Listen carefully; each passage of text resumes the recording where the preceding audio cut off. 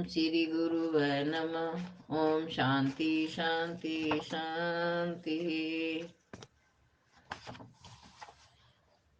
बाबा का विनय। आनंद रत्न। बाबा का विनय। आपको एक बिल्कुल सच्ची घटना सुनाता हूँ। श्री उड़िया बाबा जी महाराज कासगंज में गए। सनातन धर्मियों ने बड़ा भारी स्वागत सत्कार का आयोजन किया। उन्होंने बाबा को ले जाकर ऊंचे सिंहासन पर बैठा दिया। आर्य समाजियों ने इसका विरोध किया। वे बोले, हम उड़िया बाबा को ऊंचे नहीं बैठने देंगे। वे बाबा के पास जाकर बोले, महाराज तुम ऊंचे क्यों बैठे हो?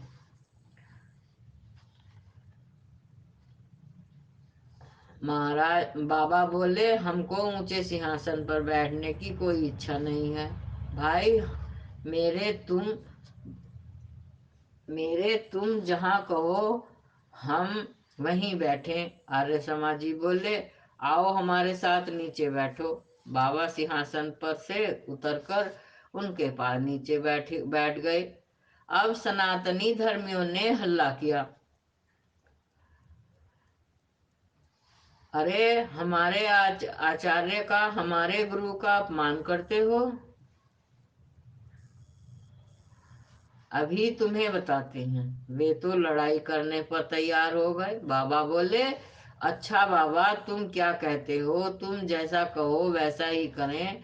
सनातन धर्मियों ने कहा, बाबा आप यहाँ नीचे से उठो और चलकर ऊंचे सिंहासन पर बैठो। बाबा बोले, लो भाई, मेरे यहाँ से उठकर वहां ऊंचे सिंहासन पर बैठ जाते हैं। संतों में कितना विनय होता है। आपको एक और बिल्कुल सच्ची घटना सुनाता हूँ। यह दिल्ली में घटी थी। एक बहुत गरीब आदमी था, बेचारा किराएदार था। बड़े मकान में रहता था। उसी में मालिक भी रहता था और दूसरे किराएदार भी रहते थे। उसने बाबा से आग्रह किया कि आप हमारे घर पर भोजन करने चलो। घर पवित्र करने वाले यह यह नहीं समझते कि क्या अपना और क्या पराया। अंकल अकल तो होती नहीं। वे अपने को पवित्र नहीं करना चाहते।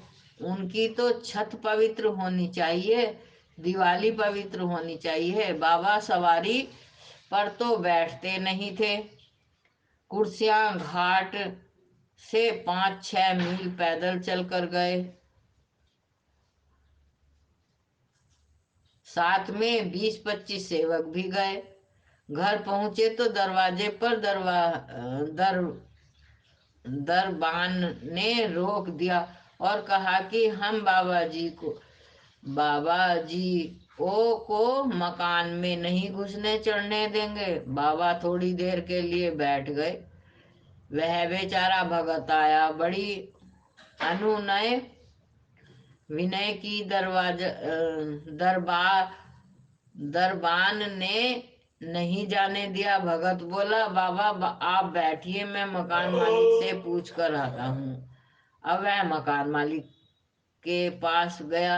मकान मालिक ने भी मना कर दिया। बाबा बोले, अच्छा हम लौट जाते हैं। थोड़ी दूर गए तो भगत फिर दौड़ा दौड़ा दौड़ा आया। बोला, नहीं महाराज चलो, लौट कर मत जाओ। बाबा लौट आए, फिर आकर बैठ गए। पुनः कोशिश हुई किंतु सफल नहीं हुए।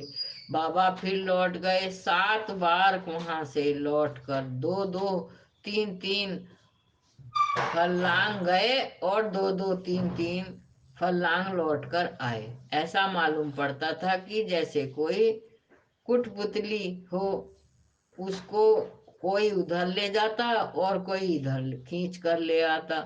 जैसे अपना कोई संकल्प, अपना कोई अहम हो ही नहीं। अंत में यह तय किया कि जो भोजन बना है वह टोकरों में भरकर वहां पहुंचा दिया जाए जहां बाबा ठहरे हैं।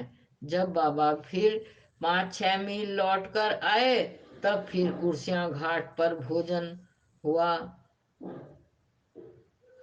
यह स्वाभाविक विनय संत में होता है।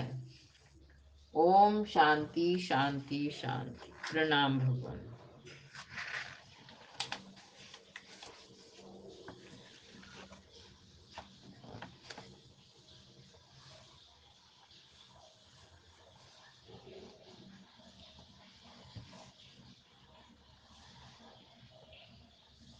चमत्कारियों से सावधान। काशी में एक काले राम ब्रह्मचारी थे। वह योगी भी थे, ऐसा प्रसिद्ध था।